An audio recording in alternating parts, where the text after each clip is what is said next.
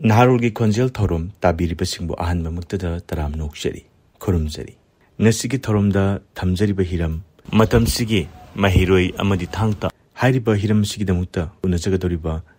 Kanglei Indigenous Martial Arts and Cultural Society Kimangski Vice President Thangjam Suraj Meitei unaduna waribadai sanajagadoriba Debekto Akoijam hawjik tahanjari Naharulgi Konjel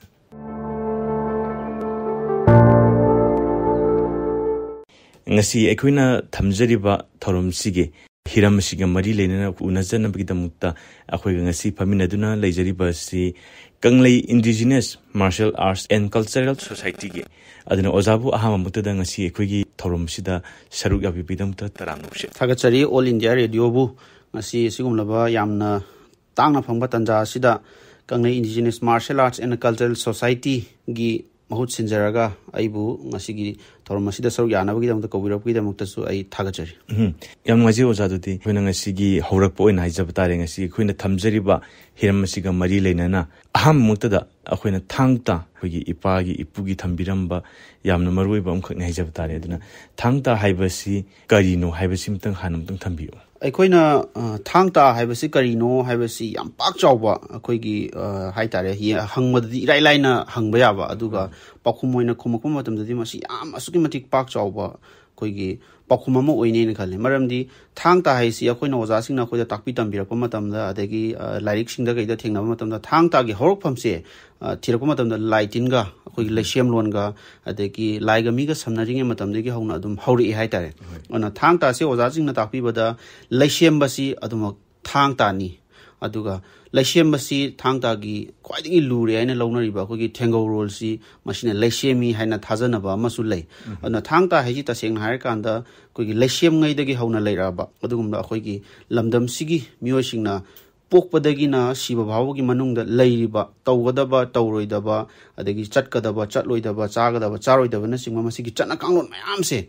ꯃꯁꯤ ꯁꯨꯅ ꯌꯥꯎꯔꯒ ꯂꯩꯕ ꯑꯗꯨꯒꯨꯝꯂꯕ ꯀꯥꯡꯂꯣꯟ ꯑꯃꯅꯤ ꯃꯁꯤ ꯂꯥꯏ ꯍꯥꯛꯇꯛꯇꯒꯤ ꯍꯧꯅ ꯂꯩꯔꯛꯑꯕ ꯍꯧꯖꯤꯛꯄꯨꯗꯤ ꯃꯍꯩ ꯀꯥꯡꯂꯣꯟ ꯑꯃ ꯑꯣꯏꯖꯔꯒꯁꯨ ꯃꯇꯝꯗꯨꯗꯗꯤ ꯃꯁꯤ ꯄꯨꯟꯁꯤꯔꯣꯜꯒꯤ ꯑꯩꯈꯣꯏꯒꯤ ꯌꯥꯎꯗꯕ ꯌꯥꯗꯕ ꯆꯤꯊꯕ ꯌꯥꯗꯕ ꯑꯗꯨꯒꯨꯝꯂꯕ ꯀꯥꯡꯂꯣꯟ ꯑꯃꯅꯤ ꯅꯠꯇ꯭ꯔꯒꯅ ꯃꯍꯩ ꯑꯃꯅꯤ ꯍꯥꯏꯅ ꯑꯣꯖꯥꯁꯤꯡꯅ ꯇꯥꯛꯄꯤ ꯑꯗꯨꯗꯤ ꯑꯣꯖꯥ ꯍꯧꯖꯤꯛ ꯑꯣꯖꯥꯅꯁꯨ ꯍꯥꯏꯐꯦꯠ ꯄꯟꯕꯤꯔꯤꯗꯨꯅ ꯑꯩꯈꯣꯏꯒꯤ ꯊꯥꯡ ꯇꯥ ꯍꯥꯏꯕꯁꯤꯒ ꯑꯩꯈꯣꯏ ꯃꯩꯇꯩ ꯈꯨꯟꯅꯥꯏꯒ ꯃꯁꯤ ꯂꯩꯅꯔꯤꯕ ꯃꯔꯤ ꯍꯥꯏꯒꯗ꯭ꯔꯥ ꯑꯩꯈꯣꯏ ꯃꯩꯇꯩ ꯄꯟꯕꯗ ꯊꯥꯡ ꯇꯥ ꯌꯥꯎꯗ ꯌꯥꯔꯣꯏꯗꯣꯏꯅꯤ ꯊꯥꯡ ꯇꯥ ꯄꯟꯕꯗ ꯃꯩꯇꯩ ꯌꯥꯎꯗ ꯌꯥꯔꯣꯏꯗꯣꯏꯅꯤ ꯑꯗꯨꯅ ꯃꯁꯤꯒꯤ ꯑꯣꯏꯕ ꯆꯥꯎꯔꯥꯛꯄ ꯅꯨꯡ ꯊꯝꯕꯤꯌꯨ ꯊꯥꯡ ꯇꯥꯒ ꯃꯩꯇꯩ ꯈꯨꯟꯅꯥꯏꯒ ꯂꯩꯅꯕ ꯃꯔꯤꯁꯤ ꯃꯁꯤꯗꯤ ꯊꯥꯗꯣꯛꯅꯕ ꯁꯨꯡꯌꯥ ꯌꯥꯗ꯭ꯔꯦ ꯍꯥꯏꯇꯥꯔꯦ ꯍꯧꯖꯤꯛ ꯆꯥꯎꯈꯠꯂꯦ ꯍꯧꯖꯤꯛ ꯃꯣꯗꯔꯟ ꯁꯣꯁꯥꯏꯇꯤꯁꯤꯗꯁꯨ ꯑꯩꯈꯣꯏꯒꯤ ꯊꯥꯡ ꯇꯥꯁꯤ ꯊꯥꯗꯣꯛꯅꯕ ꯌꯥꯗꯕ ꯑꯗꯨꯃ ꯑꯣꯏ ꯉꯁꯥꯏꯒꯤ ꯊꯥꯡ ꯇꯥꯁꯦ ꯀꯩꯅꯣ ꯍꯥꯏꯔꯛꯄ ꯃꯇꯝꯗ ꯃꯁꯤ ꯑꯩꯈꯣꯏꯒꯤ ꯀꯜꯆꯔꯒꯤ ꯁꯔꯨꯛ ꯑꯃꯅꯤ ꯑꯗꯨꯒ ꯍꯧꯖꯤꯛꯀꯤ ꯑꯣꯏꯅꯗꯤ ꯑꯩꯈꯣꯏ ꯀꯜꯆꯔ ꯑꯣꯏꯖꯔꯒꯁꯨ ꯇꯣꯉꯥꯟ ꯇꯣꯉꯥꯟꯕ ꯃꯥꯒꯤ ꯂꯝꯕꯤ ꯃꯌꯥꯝ ꯑꯃ ꯂꯩꯔꯦ ꯑꯗꯨꯅ ꯊꯥꯡ ꯇꯥꯁꯦ ꯑꯩꯈꯣꯏꯒꯤ ꯀꯜꯆꯔꯒꯤ ꯉꯁꯥꯏ ꯑꯩꯅ ꯃꯃꯥꯡꯗ ꯄꯟꯖꯈꯤꯕ ꯄꯣꯛꯄꯗꯒꯤꯅ ꯁꯤꯕ ꯐꯥꯎꯕꯒꯤ ꯃꯅꯨꯡꯗ ꯂꯩꯔꯤꯕ ꯑꯩꯈꯣꯏꯒꯤ ꯇꯧꯔꯤꯕ ꯅꯥꯠꯀꯤ ꯊꯧꯔꯝꯁꯤꯡ ꯃꯌꯥꯝꯁꯦ ꯃꯁꯤꯗ ꯊꯥꯡ ꯇꯥꯁꯤ ꯂꯣꯏꯅ ꯑꯗꯨꯝ ꯌꯥꯎꯗꯕ ꯌꯥꯗꯕ ꯃꯆꯥꯛ ꯑꯃ ꯑꯣꯏꯅ ꯑꯗꯨꯝ ꯌꯥꯎꯔꯒ ꯂꯩ ꯑꯩꯈꯣꯏꯅ ꯎꯁꯜꯂꯨꯗꯕꯒꯤ ꯌꯦꯡꯖꯜꯂꯨꯗꯕꯒꯤ ꯈꯪꯖꯜꯂꯨꯗꯕ ꯍꯥꯏꯇꯥꯔꯦ ꯁꯝꯅ ꯍꯥꯏꯔꯀꯥꯟꯗ ꯑꯩꯈꯣꯏ ꯑꯉꯥꯡ ꯑꯃ ꯍꯦꯛ ꯄꯣꯛꯄꯗꯒꯤꯅ ꯑꯩꯈꯣꯏꯒꯤ ꯑꯍꯟ ꯁꯤꯔꯕꯁꯤꯗ ꯄꯥꯡꯊꯣꯛꯏꯕ ꯑꯩꯈꯣꯏꯒꯤ ꯑꯉꯥꯡꯒꯤ ꯈꯣꯏ ꯂꯦꯟꯕ ꯈꯣꯏꯔꯤ ꯂꯦꯟꯕꯗꯩ ꯍꯧꯔꯒ ꯁꯤꯕꯒꯤ ꯂꯥꯟꯅ ꯊꯧꯔꯝ ꯄꯥꯡꯊꯣꯛꯏꯕ ꯑꯗꯩ ꯆꯨꯛ ꯁꯥꯕ ꯑꯗꯒꯤ ꯏꯄꯥꯟ ꯊꯥꯕ ꯑꯗꯒꯤ ꯆꯧꯝꯕ ꯑꯗꯒꯤ ꯂꯨꯍꯣꯡꯕ ꯁꯤ ꯃꯌꯥꯝꯁꯦ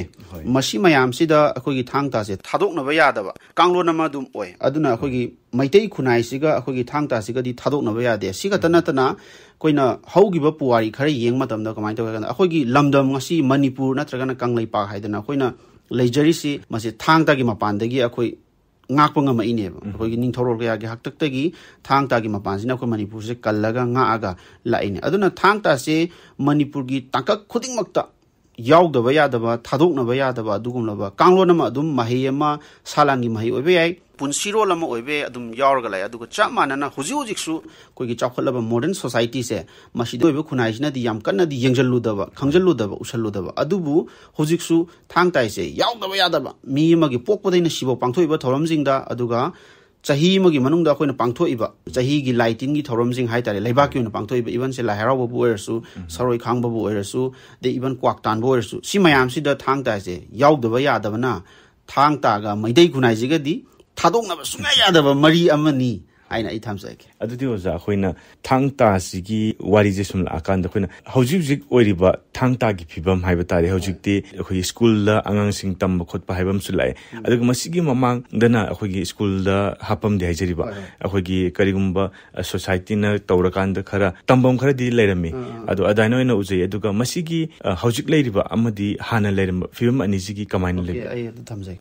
thangta gi hojik leiriba phibam se nainabada khoi mamang su kitang hangala yengbam changi khoi thangta se hana di shalan gi mahai amoina khoina lamdam sida leiriba mipung khudimak se lanmi amamam loi oiramini mana lanmi mo oibanina mase mapung oiba khoi lamdam sigi lairik tamba natragana mahi tamba ai se thangta sina oirami adubu matongni matungina ahongba lakpa haijaba tare adu hujik su madugi salan gi mahi jingdo hujik adu sum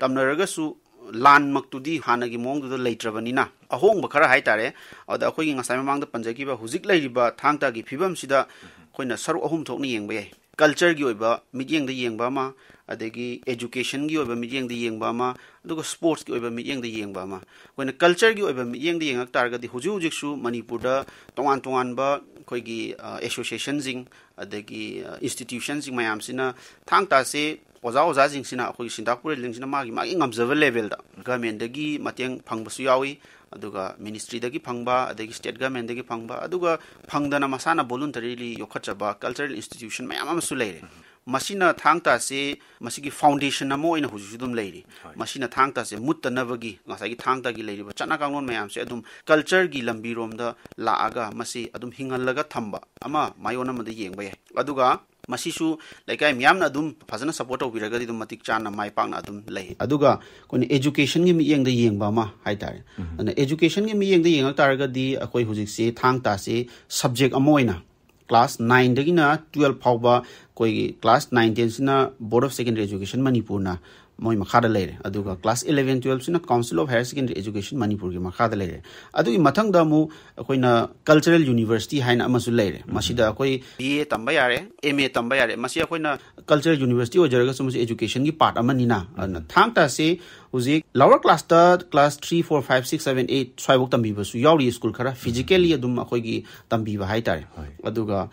optional subject amoina tambi basi class 19 11 12 leire adagi mu Manipur University of Culture da BA MA hui koi research scholar sing bawa da koi puthokpagi moi PhD gi program bawa leire smai to dana education gi lam sida su thangta se yam pamna ba subject ama haibu oiri aduga mu koina sports ki oiba midyeng da su yengba yai akoi sports ta khare na thawa yaw ba thangta se sports oina su tawba yai kaina malem ba Manipur gi manung da tongan ba ozama yam le makoina su hona bidana koi gi state level gi tournament pangthok bidana koi national level gi pangthok pidana international level gi pangthok pidana tongan ba koi gi event mayam pangthoi masi Manipur government na sudum masakhang bi akoi gi youth affairs and sports na sum masadum khangbi ko aduga akoi gi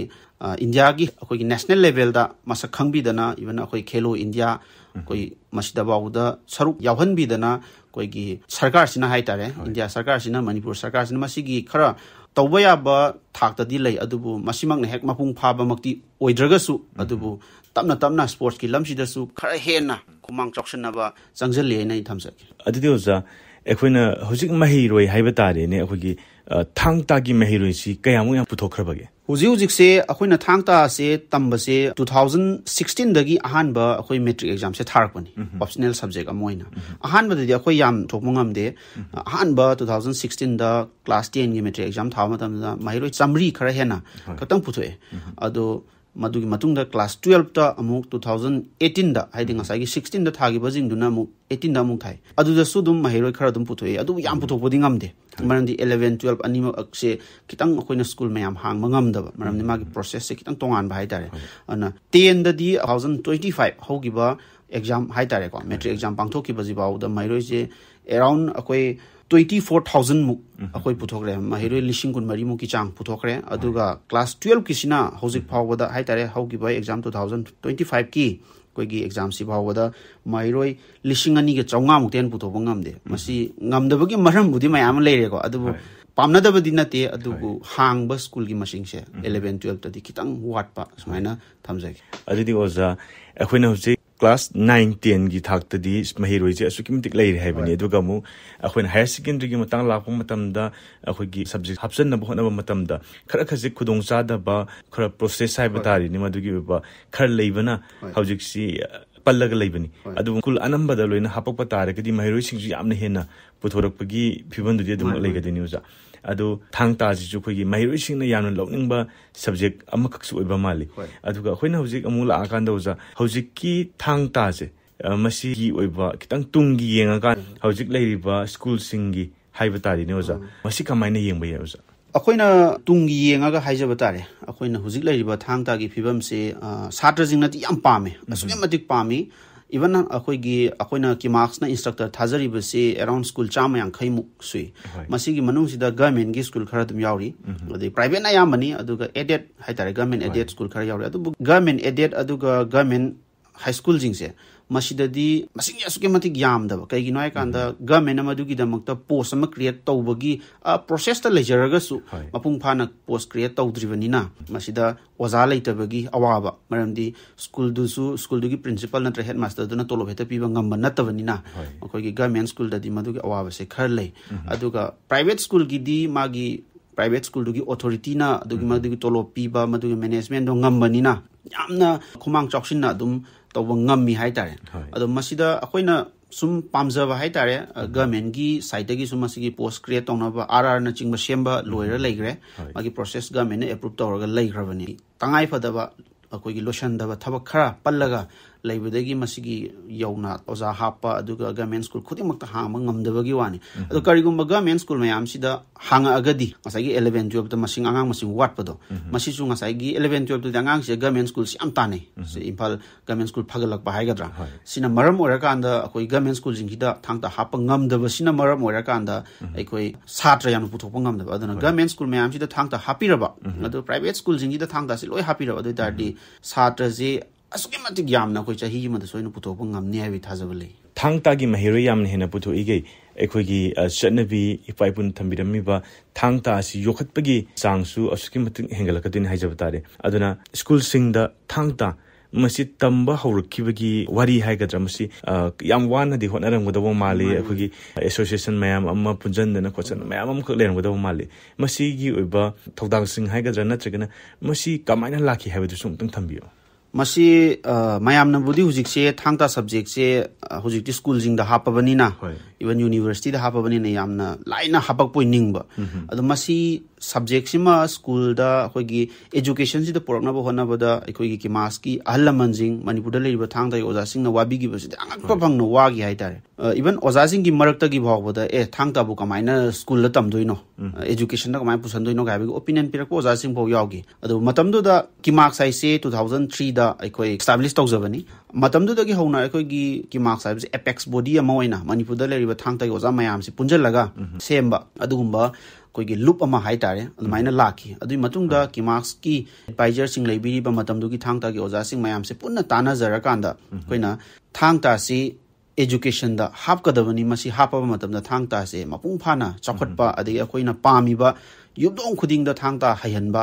अखोइगी हौरइबा ना खुदिमक दा थांगता हायहनबा अदुगा अफबा खुनाय मा सेमबगी पांदमदु दा हौरखिबने मसी हौरकपसिदा अखोइ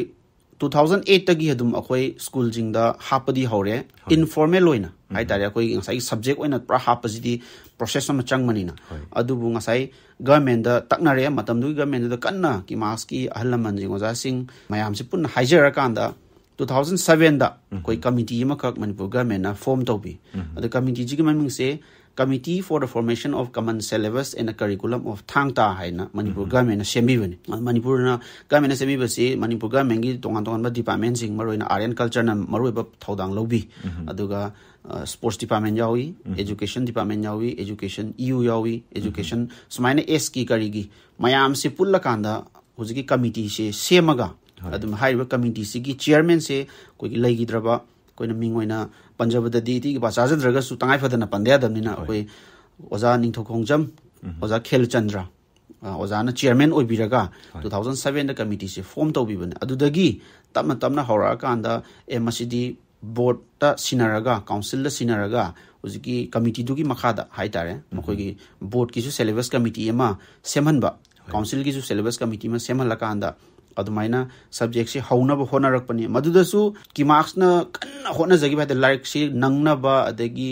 खरा थुना हापनबा हाइदी खरा खुमांग चापसनबा हाइतारे मतमदुदगी याम कन्न होनजरगा 2014-15 स्वाइदगी अखोई थौरांगे तौबो होरकिबनी अदुगो 2014 दा इहाना अखोई क्लास 9 दा थांगता से board of secondary education Manipur ना अयाबा पीबीदना अखोई ऑप्शनल सब्जेक्ट ओइना हाफख्रे अदि मतुंग 2015 दा कोई क्लास 10 अहानबा मुकारे अदुगो 2016 दा अहानबा मेट्रिक थाबा होरकिबनी सुमाइना तमना सुम लाकिबजिना क्लास 11 जिसदसु अखोई सरक सिदनबा हाइदना काउंसिल दसु अखोई कन्ना तकना जरगा हुजिकी 2016 दा एग्जाम थागी वांगांग जिसे मखोइना 16 दा दुम कोई 11 काबसिदा लौब नंगनबा हाइदना कोई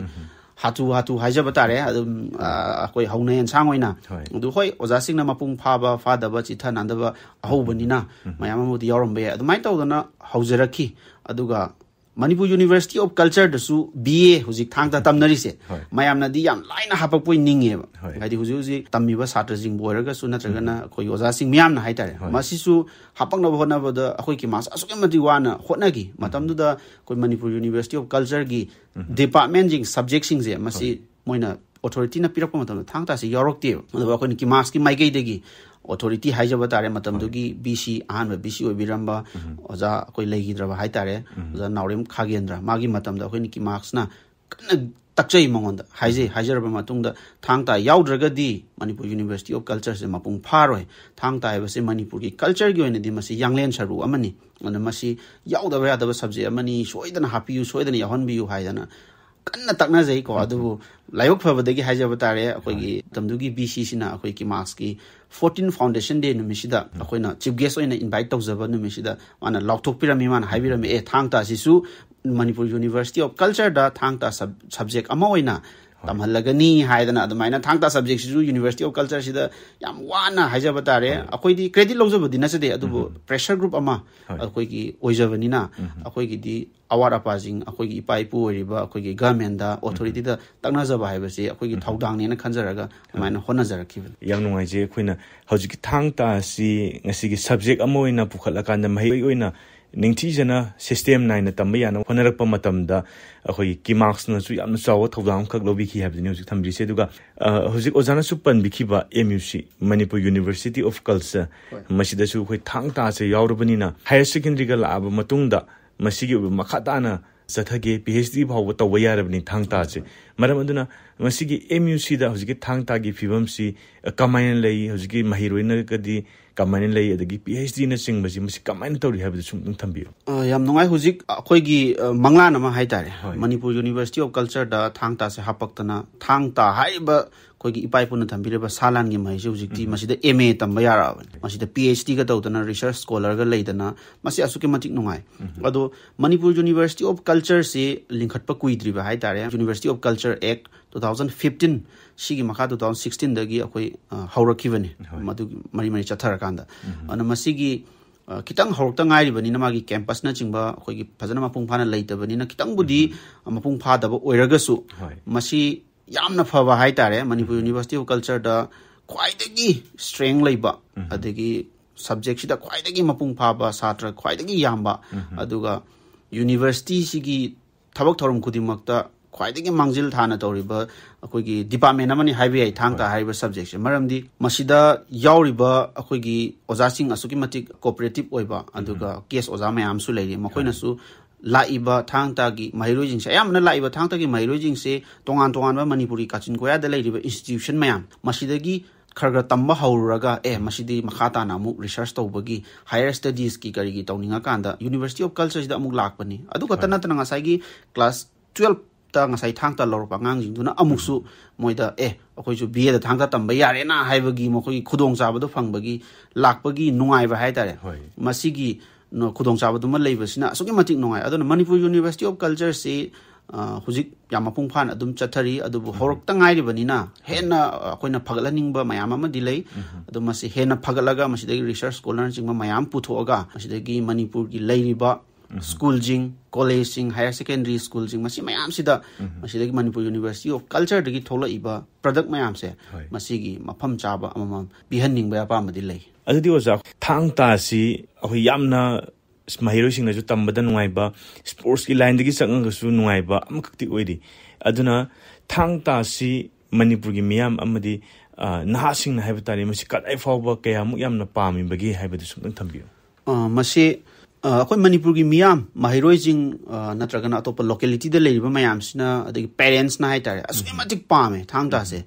pam ba si da khoi na meeting se ani thongna dum yang ba si da su akhoi gi local level da idea akhoi gi tonga tong ba oja sing na mai mai gi institution link katana association link katana sanabung link da na leiriba mafam sing si da su miyam na pam na ribra hai ba si akhoi yeng ba yai masi jo asui matik pam nei maramdi thangta hai ba si yam ka he na masidagi khudong chaba benefit na chingba si hujipudi khara leire adu mamang yam leiram badi nate adu si gi thak si da leiriba thangta se asui matik pam nei si kai no hai kanda koina thangta tambada mamangda ina panjigi magi thogalon se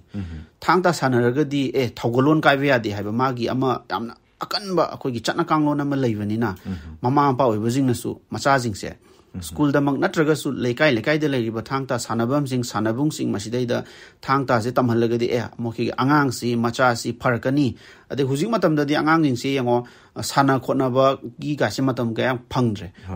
na ngak sangbada laikai da leiriba khungang da leiriba thangta sanabam sida ngakta sanaraga di thasi ga si thogolon su phajaba masama uzu phaba masagi self defense su ojaba haitare adumaina leibani na akhogi thangta si local level da asukmatik pamnai haitare maramdi masi akhogi punsirol ga su mari leinaba akhoi masina akhoi mama pa masa khangak taba tawroidaba thong mayam torok pase masidagi su khara adum akhoi kaini ngak thokpa ngamba haigadra si oibani na pamne adugo makoina atopa media amada school level da haitare education gi lam sida zo koina thangta se pamnari bra ga ni yeng basu yam marwe masa asumi matik pamne parents sing gi maike da gi akoina thangta happy driver school jing si gi parents sing na akoida asumi matik akoida hangbi na ba application bu irakpo physically la ga haina asumi matik yawe adu akoina hek ngam da matang su yawe adu akoina hygienic basi school level da asumi matik pame jiga maram je akoina wari sum sana jama tam nga sai gi thaksi khasi se ko gi thangta sanaba mahiroi moiraga di thangta subject si loba mahiroi moiraga di mase thaksi khasi phaba phajaba aduga chakcha ya hip khangba thogalon khangba mi madi oirakani haibagi asa se mo parents sing da uba hai tar maram di huziki matam si da kaithara iba koi society gi machat mayam se masi khara makhai di khangma ngamgani gaina parents sing da thajaba leiba mal aduna masi school gi level da so asuki matik pamnei aduna masi yam kanna honaraga di masi yam chauna mai pakani haina I thamningi osadu di hojik se akoina mahiroi singa tawdana hojik thangta ji subject oina phajana tambagi phibam amdi leiri duga sports ki matang jil aba kan dai jab tare oza na saichu panbiki thangta ji sports ki lam dusu state ki thakta national ki thakta international ki thakta phawba leiri haidana aduna hojik akoina je uzam tam da thangta da su medal myam lokpa leiri aduna sports ki lam da haijab tare thangta si kamaina lebi madu chu thambiyo ai ngasai mati ama mamang da budi panjagre adubu koina sports ki lam da haija batare sports ki lam sida koina thangta se sports ta khara hena thawa yawba adubu haribo zamyam sing se akoi culture ga thadokna ba yabadi amta nati culture sina foundation oiraga culture sina yumbi oiraga koi gi oja jing sina sports sisu tawgodabani haidana thawa yawba oja sing mayam ama leiri masida koina panba yaba se khoela long thangta association haiba amasu lei masi yam kanna honai adegi sara association haiba amsu leire adegi chaibi association haiba amsu leire masi mayam se akoina maming tongan na budi lejaraga su masida chen chongbiri ba kan hona jerbe oja sing se thangta oja nga tane masigi mapung oiba koigi yanglen saru sidi thangta na oibi bene aduna hojik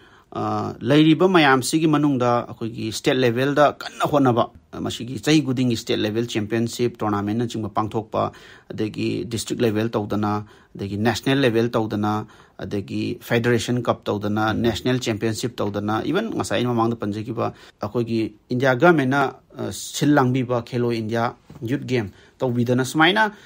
international level da di khumang choksun bagi chang se kharang tangdi akoi wana thoena lowe maram di kenai kanda international thak yauna tawba habasi koigi manipur government gi boirasu koigi central government gi boirasu makoi degi achauba koigi support ama changi adu hujingmak madubaki mamidi yam kan chauna budi ta da ba mali pangbi da budi na ti adum pangbi smai tawdana sports ki lam sida su koina pamjabasi masigi medal lauriba